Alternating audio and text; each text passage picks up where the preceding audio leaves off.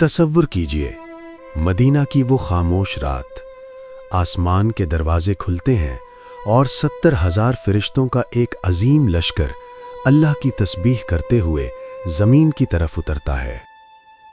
ये फरिश्ते एक ऐसी आयत लेकर उतरे जिसके ज़मीन पे आते ही शयातीन चीख उठे, बादशाहों के ताज उनके सरों से गिर गए और दुनिया के सारे बुत मुंह के बल गिर पड़े।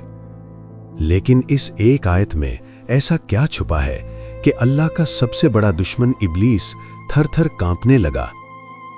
क्या वजह थी कि उसने खुद अपने मुंह से इंसानों को अपनी बर्बादी का एक खास राज बताया?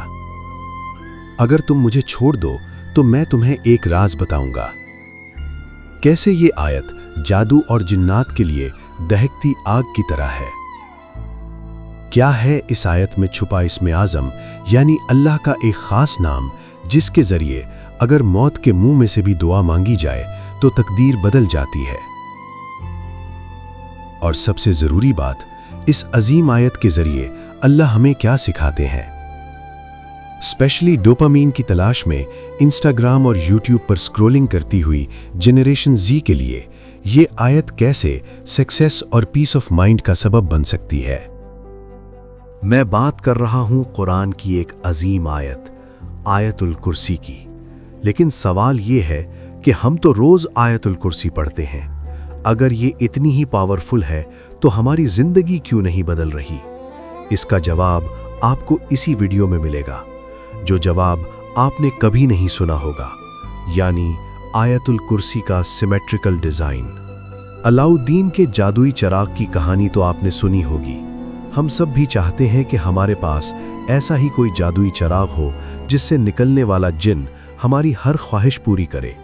लेकिन इस वीडियो में मैं आपको एक ऐसा राज बताने वाला हूं जो अलाउद्दीन के जादुई चिराग से कई ज्यादा पावरफुल है और आपकी हर ख्वाहिश पूरी करने की ताकत रखता है। रमज़ान की रात है, मदीना की खामोशी में मिट्टी की सरसराहट है। एक सहाबी अबू हुरैरा रज़ी अल्लाह ताला अन्हु ज़कात के माल की हिफाजत पर मामूर है। अचानक से एक साया निकलता है और खजूरों के ढेर से खजूर चुराने लगता है।